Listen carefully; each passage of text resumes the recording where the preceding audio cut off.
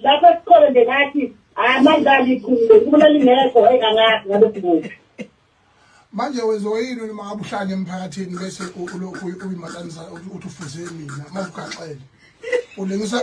Umuntu ngisho abantu ushiwo yima mina ngisho njani abantu abazolela lona isizwe manje kuzoza imali. Mana uyazi ukuthi wena ufanele nomuntu ebhosha wakhala lemthandeni airport lapha sekubushwe isizwe lapha kade siyekolo mhla 24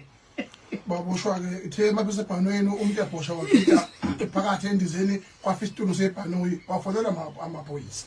wathiwa kuzoboshwa manje the manje fona umntana nobedla lapho uthi nangu sibonelo lo uzalo ukhulumisa isazi saphela lapha inkomo yaboshwa manje uthe isoka lapho maya ehla nebhanoyini usithi hey nangiyena umuntu wenkomo mina ithe iqhuna sohlupha hawu uthi ithe iqhuna sohlupha mina ngithembe asibenze insizwa e-airport ilanga lakashanga angisho ukuthi manje lesi zinto ihamba bese sibuya mina sizalini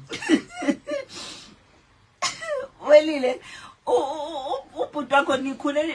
ninjani nizwana benibaningi ekhaya bekuyisimo esinjani ndeni sakho Akumngani manje phakathi wathi ngikhona njani ngiphatha phakathi manje.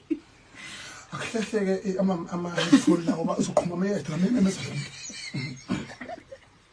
Umbone nkosami